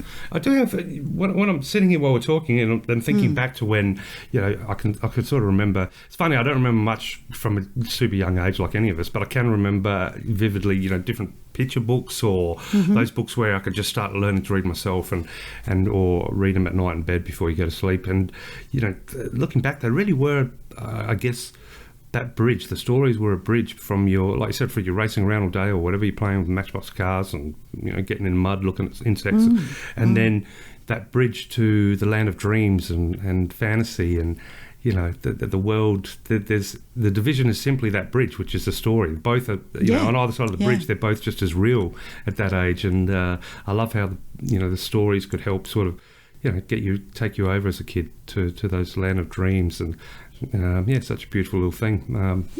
It is a gorgeous thing, and to keep people's curiosity and creativity going, and to let them just imagine, I think is beautiful. Do you incorporate any meditation in your life? I absolutely do, and I teach a little bit of meditation in my coaching practice as well. So, in fact, before I start to write, when I'm in those precious times when I can do some writing, there is a little meditation that I do to get myself in that writing mind. But there's also some meditation that I do that I've done for many years that you can do sitting, standing, looking out the window, whatever that might be. You don't even have to be having your eyes closed if you don't want. And that was one from the School of Philosophy that I like to do every day, a couple of times a day. And I have a friend who does the most beautiful guided meditation, so similar to what Marie's done in the book, where she talks the children through the meditation and then pauses to let their minds go through. So my friend, also named Veronica, does these brilliant meditations, and she's a midwife and often uses that kind of practice in helping her, her mums and her parents get into that fine sort of calm space. So love those ones. A little bit of yoga. Often the best part of yoga after the stretching is the lying is still in corpse pose as you let the meditation of all that you've done just sort of slide away. So I'd say yes, there's quite a few areas where meditation forms a part of my everyday, and I've done a few different sort of weekends and retreats and those kind of things to give myself a little bit longer. And I'm just going to say also that I find some books really meditative, in that there's a rhythm sometimes in reading either poetry or a particularly, a book that just connects really well to my mind, and it just allows me to stop, and then the mind will just find its way to some revelation or some aha or some epiphany. And I find that those little travels of the mind through books also to be a really good thing. And what about yourself? Yeah, definitely of recent year or two or a couple of years. It was something that I heard a lot about prior, but not something that I felt was real. Does that make sense? It wasn't something it wasn't described in a way that made me really want to try. And because the concept, I was a million miles an hour, so this idea of most of the feedback, but most of the descriptions given to me it was all about, you just sit there and you just got to blank your mind out, and it's a case of, well, that's impossible. It's not impossible, but you're not selling it for me. It's like, no, that doesn't sound fun. But of course, looking into it the last couple of years, ironically, after some big periods of grief, which saw two things happen. I think I went through a period where I lost three of the greatest people in my life, and for basically all three, I was there right till the end, which made it even more difficult in the sense of just seeing that the way nature comes and goes and stuff like that. But I found one thing is it did throw me. It did produce, I guess, a lot of writing. I wrote 2 books in that period, in that blur of where I lost people in such a short period of just a couple of years. But also towards the end, I found that, not when I say the end, when I was kind of making not peace, but growing an understanding and forming a relationship with my grief, which as you said, I couldn't agree more. It doesn't go away. It's a relationship you have to build, and that relationship can change every day, just like any relationship. But I did, long story short, I did start looking back into meditation and discovering that no, it wasn't just about us sitting there dreaming about what piece of white paper blank. And it has been, it has really given me beautiful starts to the day on so many occasions, and given me a calm demeanour on days when normally I would, I'd be one of those voices from the intersection that need profanity warnings. But and I just the reason why I bring all of this on, to sort of round it all back. I wish I had that tool of the style of meditation that I'd learned to build, through the knowledge that I gained. I wish I had that at the start of all that grief. Rather than, I'm glad I've discovered, the wonders of it now, but I wish I had it back then. Yeah. I think it would have helped so much. So it's very interesting. Maybe the time that I discovered it was the right time in life. Who knows how the universe works? And look, there is a certain, I guess, fait accompli is that you needed, when you needed it, it was there. And, up till then you had to go through lots of other things and lots of churn before the clarity was there. And one of the things that I feel is really important to say to people who are grieving, I would never give you specific advice on your situation, but that don't be constrained by what society thinks the way you ought to grieve or the time you ought to grieve, and use the things that work for you. For some people, it's talking to somebody. For others, it's, reading a book. For me, it was definitely reaching for a book that would give me the answers. I didn't, but the reading of them, there was insights that I found. For others, it's writing, or journaling, or going to a group session, or seeing a professional counsellor, or spending time on your own, or spending time with family, or a combination of all of those things. So just do what feels right. And one of the things that I found incredibly helpful was journaling. And I know that I've talked to you about this before, and I think the catharsis of writing and putting the words on paper just helped me get it out of my brain. A lot of the anger and the defensiveness and the rage and the shame and the guilt and all of those kind of things. It's so good to get it onto paper, and that just helped me. I found that it really helped me, because I was not at that stage. I didn't feel able to go and talk in a group or to talk to anybody. I did get some professional counselling early on, when people kind of said, well, shouldn't you be over this by now? And I'm thinking, how can you say that? Yeah, that's just ridiculous, isn't it? Yeah, it is so individual, and hopefully we're getting better at just accepting people for all the complex layered treasures that they are. And if journaling works for you, or if reading works for you, or if counselling works for you, do that. And even if it only works for a little while, you'll find that, as you've just mentioned, that then meditation comes along and you go, actually, you know what, that's what I need now, and it works for you then. Actually, looking back, it's funny now that we're talking. I recently did a presentation at our lapidary club here in Adelaide. Now, I say that as though it's just a word I use every day, but to be honest, I never knew what the word lapidary was either, or lapidary. But it's basically a non-profit place where you can cut gemstones and do wire wrapping and do silver work, and it's fantastic. So much wisdom to be gained, so many great jewellers. You have all the equipment there. It's good fun. I actually did a presentation there one evening. It was just a couple of weeks ago. They wanted me to talk about opal mining. Not that I've done a great deal of that, but having been out there and Amoka and stuff. And I thought, rather than try and talk about opal mining, because obviously there's people there that have got far more experience than me, I talked about the importance of opal to me, which was the fact that it was my father and my late father, I guess now. But it was funny, because I was telling them how during that grieving process, I didn't even realise that, but I was just cutting stone after stone after stone. And so I had my own setup in the house we were living at that time.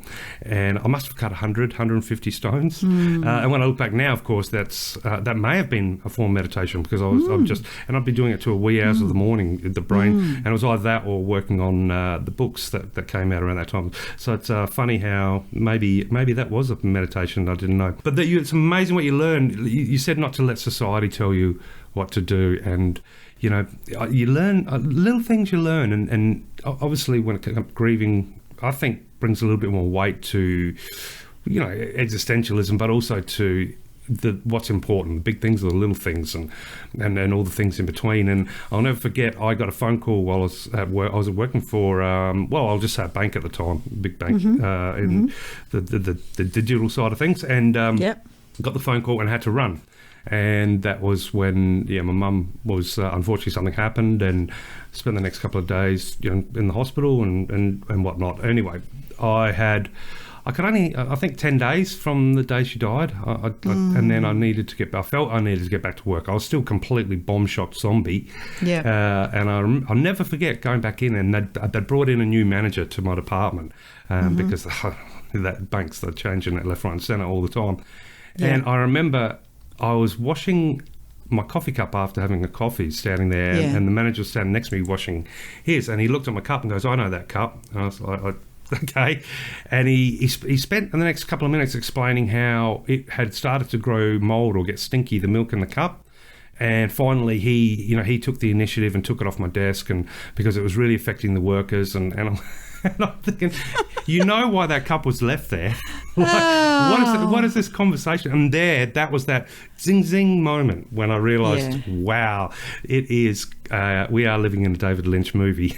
And it really reinforced the little things in life that are important: good friends, good conversation, the importance of sitting down with a good book and treating yourself.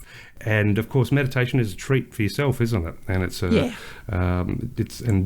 don't worry about management and all that side of things. Don't chase that proverbial carrot with too much energy, because sometimes it's just a puff of smoke illusion.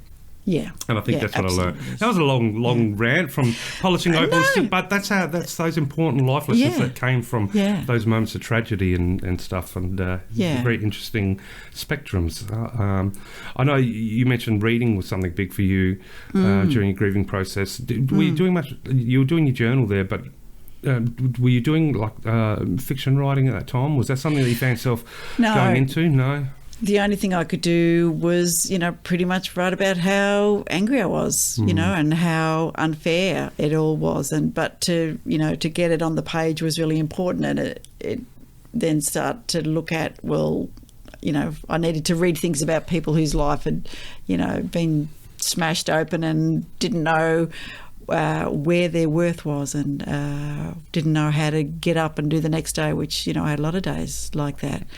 So the things, one of the books that was incredibly helpful was Maureen Murdoch's The Heroine's Journey, and that was... it's almost like permission. There was a line in there, and the book is a whole lot more than just about grieving. It's about the journey of women for finding self and all those kind of things, and a response to the hero's journey, which is people say that's the only story as well. I don't believe that's exactly true, but let's go with that. And Maureen Murdoch was a social scientist who then did a lot of family counselling, and she talked to many women. One of the things she said in the book, the line was that, you don't need permission. You can grieve as long as you want. And it was almost like, so I can. People should stop telling me that I can't. And it was almost at that point that I thought, well, I'm finished with that now. I'm ready to look for something, some way out. And it was just, because I'm always somebody who has done what they're told and, followed the rules and all those kind of things. And I felt really let down by a whole lot of things around health and Western health and those things who couldn't help Jackie at all. So giving that permission, then I was like, okay, well, I'm ready to let go of that part of it now and to move through to a different space. So reading was incredibly helpful. And then, many books, books by Stephanie Dowrick, all sorts of people who have taken the time to write insights into some really difficult subjects. So, yeah, it's fantastic. Yeah, I can't imagine the sort of, the strength and bravery that it would need to write a journal, at that time, or a journal discussing or looking into your own feelings. I haven't written much of a diary journal ever, but I couldn't imagine of doing it, during those deep moments of grief, because it, I don't know, it would have been. I tilt my beanie because I'm not wearing a hat. It's winter. I tilt my beanie at the strength it must have taken. Honestly, how do you feel, or what sort of thought processes do you find yourself being part of when you look back on, if you open up and read some of those journals from back there, if you don't mind me asking? No, not at all. And look, if you want to read some of those, pretty horrific journal entries, you just read, my memoir, Breathing While Drowning, because that's exactly what I did for that book. Was 20 years later, I, as a beginning to wanting to write fiction, I was ready to write the fantasies, and I was at a time where I could do that kind of thing. I'd started my own business with an intent to not work 80 hours a week for other people, but to in fact to work for myself and to do those kind of bits and pieces. And I couldn't get the stories past more than about 5,000 words. So what I did was think, right, well, I'll just start typing. And one thing I could do was to type the journals that I'd written to Jackie, which of course were all handwritten, often in the middle of the night or on a night shift or whatever. And as I wrote them sort of, 20 years later, I thought, oh my God, this young woman, what had she gone through, and the things that she managed, and the thought processes and all of the things that she suffered through. But I realised that experience had contributed, of course, so much to the person that I was today, and had built me and given me the skills to manage, life and relationships and all those kind of things in a completely unique way. Because had that not happened, I'm not saying that needs to happen to everybody. You don't have to have a tragedy to grow, but that for me, that incredible tragedy had meant that I was shaped to be this different and this more compassionate and more, I guess, an integrated, more understanding person than I had been. Because I'd been, I think, pretty naive as a young married middle class white woman, and pretty sort of unaware until the difference happened, when raising a child with a disability and then losing her, incredibly hard. So I did take out some of the let's just say some of the really more difficult sections, and some of them where people had let me down and those kind of things, because people react differently. I reacted differently. So as a few of the journal entries are not in there, but most of them are there. So it's a tissue box read, I would just say, because it's as honest as I could be. But yeah, that it is there in Breathing While Drowning. It's all about recalibration sometimes, isn't it? It sounds like you way ahead of me, realise that there's a bit of a facade that we've been sleepwalking through. And but not even way ahead of you, Darren, just different paths, mate. Just, where, yes, I'm older. We've discussed that on a number of occasions, but just that our experiences are different. And, That's right. As I've said, we don't have to have the tragedy, but you have had tragedy. Losing those important people in your life is incredible. And to lose them all so quickly together, feel like you're cast adrift, and you find your way through, when you can and where you can. And you suddenly see that moment of someone complaining about a mouldy coffee cup as a very pivotal part in your desire to integrate into society by society's rules. Hence, here we are on Australian Book Lovers. Book lovers, yes. Doing things that we love. Yeah, yes, that's absolutely. Right. That's right. Yes. That's part of it. And, of course, writing and, trying to entertain the world with our writing and ignite the imagination of the world with fantastic Australian authors to bring it to a wonderful, at least a nice warm conclusion, because these are the conversation that we, thank you so much, Marie, for, being a part of the show and inspiring the chat that we just had then. And just thank you so much. And I have bought 2 copies of Marie's book for my nieces and for their little wee babies to read. So there you go. You've made 2 sales, Marie, even if nobody else buys it, but I think that they will when they have a look at it. And the illustrations by her sister-in-law, Young Son Brown, just gorgeous. Really, really lovely. It sounds like a very important book, and I have no doubt that it's going to be very sought after. So, and again, you can get find yourself a hard copy to do the reading. Yeah, and it's obviously under the children's section. So that has inspired, of course, we talked earlier a little bit about meditation, and that has inspired my quotes for today. I'm just excellent. Well, journaling's inspired mine, so let's start with yours. Give us your first one. You sure? Yeah. Okay, so my first one is by... And again, I do apologise. I never researched who these people are. It's the mystery, you see. You just never know. Okay. This is by John Kabat-Zinn. And the quote is, "It is indeed a radical act of love just to sit down and be quiet for a time by yourself." And I like that. I really do like that. Because I absolutely agree. And you deserve it. Do some self-care. Just sit down and be quiet by yourself. It's good. Yes. Your muscles get sore. You can walk for 50 k's a day. At some point, you have to sit down, and your brain's climbing that mountain all day. Give it a chance to just sit and have a quick little rest. Think about, I don't know, sunglass dolphins cruising around on roller skates on the Antarctic shore with penguins chasing. And it'll be good fun. Yeah. Beautiful. What's yours? Right, I'm going to give you the first one is by Natalie Goldberg. So Natalie is an American author and speaker, and she best known for a series of books which explore writing as Zen practice. So that is it's kind of I guess straddles the border between meditation and journaling and those kind of things. So, and did you ever read Zen and the Art of Motorcycle Maintenance? That was a really good book. I actually did a paper on that. I love that book. Yeah. Yeah, we must talk about it another day. All right, so Natalie's quote for today, she's got many, but this one is, "Whether you're keeping a journal or writing as a meditation, it's the same thing. What's important is you're having a relationship with your mind." Exactly, yeah. Yeah, so it's really kind of segues nicely from what you were saying is to, give yourself that moment to be with yourself. And Natalie's saying whether you're writing or, meditating, you're just having a relationship with your mind. And we need to just do that, not just respond from emotions and not just respond from physicality. Yep. Okay. Yeah, and I mean, as I mentioned, I'm not a big one for writing diaries. I never have been. I've always wanted to, I bought many diaries growing up. I just never ended up writing. But the couple of times I did sort of write journal entries or diary entries, I realise there's a lot different, isn't it? Because when you're writing stories, or when I'm writing stories, I'm writing for an imagined audience, and I'm trying to invoke certain visions and certain feelings and emotions and all those things that come with it. Whereas if I'm writing a journal, I'm writing it to myself. Therefore, you're having that conversation with yourself. So I love that quote you just said, because it really is about that, that relationship with your own mind. Yeah. Good. Okay, good. So What do you got for me? have a quote by Roy Eugene Davis.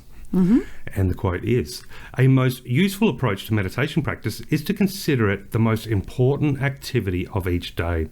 Schedule it as you would an extremely important appointment, and unfailingly keep your appointment with the infinite."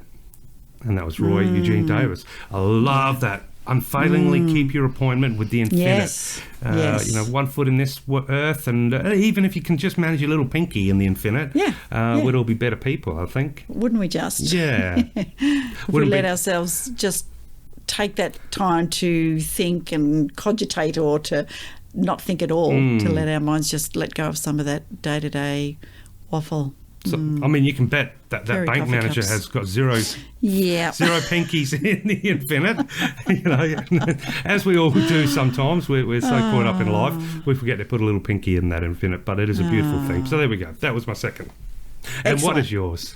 So this is a quote by Anne Lister. Now, Anne is an English diarist, and she's really famous for Revelation. She was born in 1791 in the UK, and she was dubbed the first modern lesbian because she was from a minor landowning family in the West Riding of Yorkshire, and basically her diaries were discovered after her death by her relative, John Lister, and he cracked the diary code and, revealed her entire, lesbian life and all the affairs that she had. So her quote is, "What a comfort is this journal, I tell myself, to myself, and throw the burden on my book and feel relieved." Ah, so that's a different concept again, isn't it? Yeah. As opposed to just having a relationship with self, letting those words be de-shackle any sort of guilt or burden just that's weighing heavy. And, Yep. Very interesting. And it's like a problem shared is a problem halved. Well, she shared hers with her diary, and I absolutely agree with that. It was really good. So I like that one. Thank you, Anne Lister, from a couple of centuries ago. Now, Veronica, I have a confession to make. Okay. I've got 3 quotes. Oh, man. Because the third one I just love so much, and I haven't heard it before. Lucky we started with you then. Hit me with number 3. Okay, this is by David M. Bader. I think hopefully I pronounced that correct. This one's a really good one when it comes to meditation. Be here now. Be someplace later. Is that so complicated? There we go. I like it. Yeah, I think like it. That's good for a coffee cup. Yes. Yeah, be here now, even be someplace later. Yeah. Beautiful. Very good. Be here now is incredibly important, as we are here now on the fabulous Australian Book Lovers, and we'll be someplace later, hopefully in the ears of a lot of audience or a lot of listeners. So, and I hope everyone's enjoyed the show. It's been a unique show so far, hasn't it? We've touched on so many different subjects. From the coffee cup to the infinite to grief and thank you so much to Marie for being part and triggering the conversations. Absolutely. Really, and fantastic. wish nothing but total success for the book. That goes without saying, and total success for every book that is on the Australian Book Lovers website. And of course, if you are new to the podcast, please do jump and have a look at some of our previous episodes. We've got so many amazingly cool interviews and discussions and all sorts there. And I do want to add, dear listeners, that I didn't forget to mention one thing in the news segment when I was talking about short stories. It's not just short stories. You can also submit poetry. And there is a poetry. So when you click for authors, you've got the choice of submitting a book listing or submitting a short story or submitting a poem. So if you are a poet out there and you've got a collection of poetry, or you'd like to pen a poem, something new and pop it on for people to be able to enjoy, please do jump on the website and help us build a wonderful poetry collection for the globe to enjoy. Yeah, and share all the love for Australian Book Lovers. You can find us on Twitter at Australian Books. You can find us on Facebook and Instagram at Australian Book Lovers. And for those who want to get into the draw for fabulous books, we've just given away 2 brilliant stories. We gave away Andrew Roff's anthology, which I've posted now, so I can't. It's The Teeth of a Slow Machine. It is indeed. We've got a beautiful audio review coming up, I believe, on the next episode, so stay tuned for that. Excellent. And we also gave away a copy of Release by Lucy Christopher. Fantastic. And we are going to be chatting with Lucy in a few more episodes. So, yes, we've got some great entries for those. So I'm sorry, anybody who didn't get a book this time, but stay in the running. And to do that, you go on to australianbooklovers.com/book lovers, subscribe to our newsletter, and the next book we're giving away is A Remarkable Woman by Jules Van Mill. So Jules was our last episode, and we are giving away her book in the next newsletter. So when I get that organised, you can be in the running for that fabulous historical fiction. Excellent. Well, have you got any ideas for our tagline for episode number 62? Well, I don't know. Should we just throw it out there and let people interpret it as they wish? Ooh, that's very zen in the art of motorcycle maintenance, between a BMW and a rusted bucket of bolts. Yes, How about, we'll go nice and slow. Yeah. A little bit of meditative music, I'm sure with a little bit of a touch of magic will be able to appear.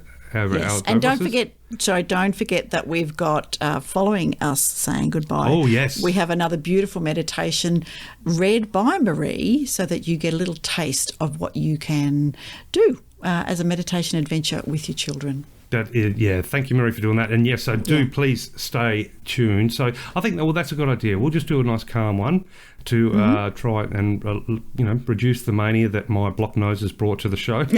Me sound like I'm shouting under a swimming pool. And then we'll lead into a beautiful reading. And so definitely, listeners, please don't hit stop yet. And so I guess I'll let you lead in.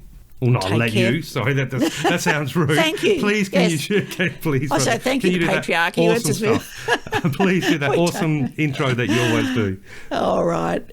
Thank you, everybody, for listening. And what I would encourage you to do is to take care for now and remember to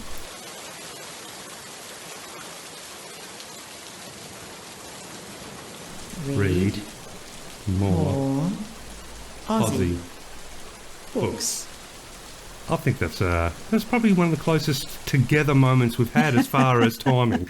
That's good. But thank you everybody for joining us for episode 62. Makes it such a special day to be able to record, to be able to chat with Veronica, and to know that we're possibly out there, hopefully inspiring and igniting imaginations, not ourselves, but the wonderful authors that are helping and make it all possible. Thanks, everyone. Take care. Bye for now.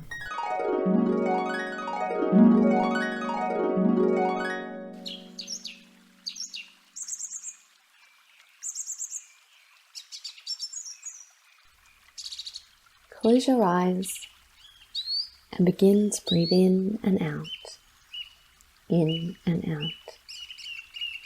Slowly breathe in calmness, and as you breathe out, let go of any worries from the day.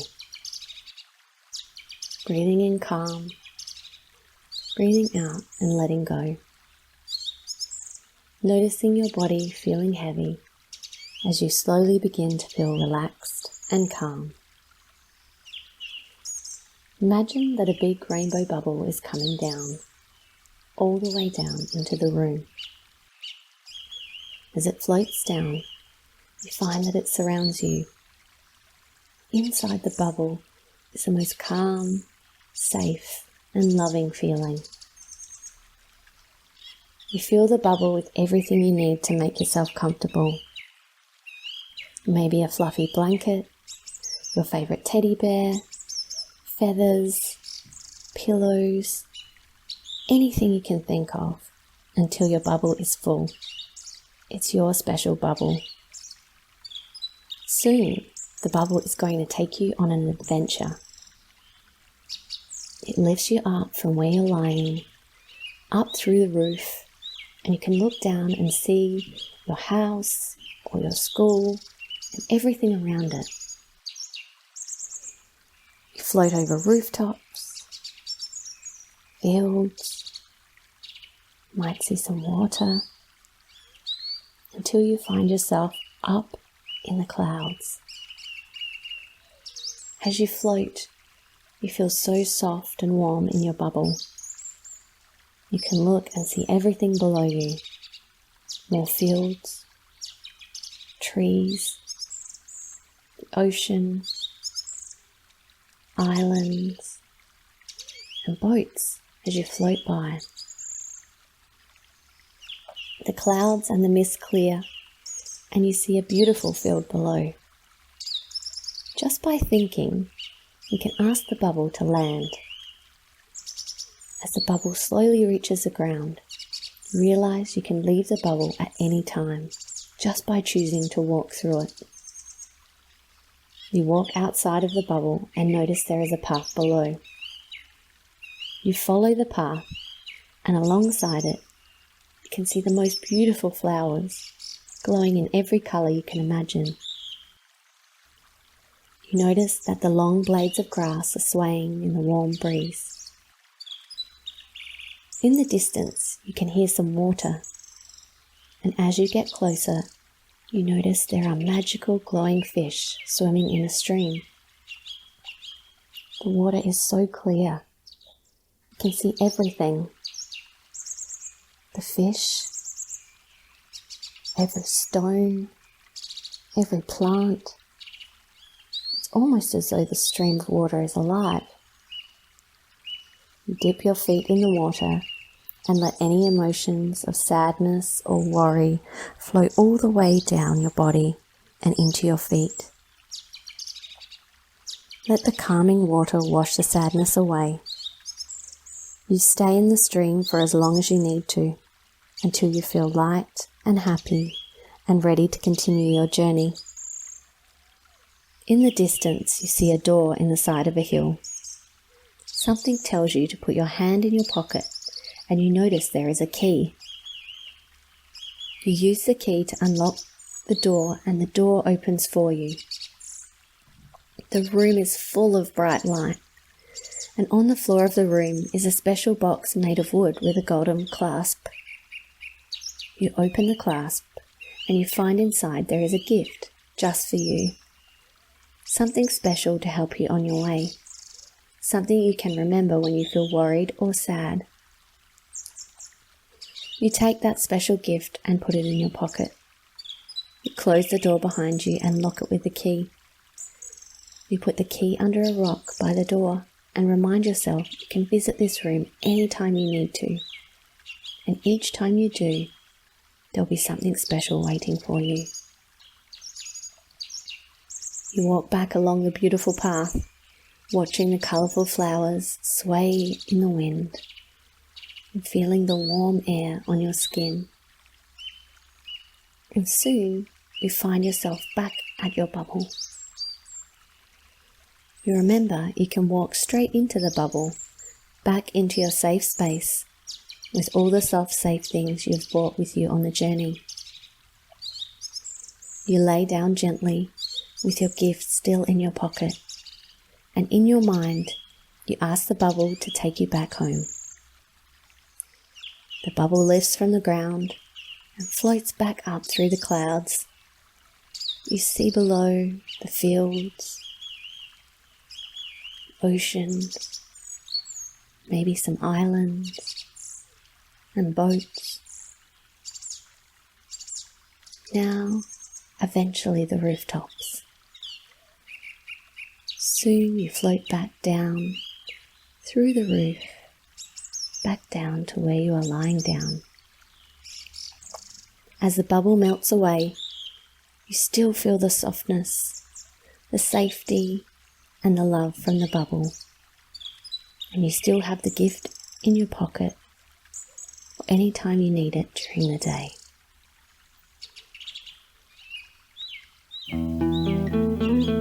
Let's meet again. Where magic happens.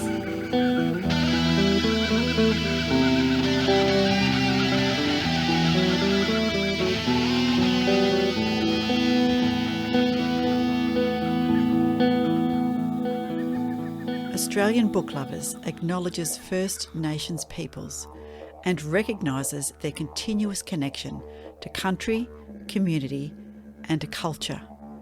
We pay our respects to elders past, present and emerging, and honour the sharing of traditional stories passed down through generations. We're committed to a safe and inclusive welcome for authors and readers of all cultures and backgrounds, including people of LGBTQIA+ communities and their families.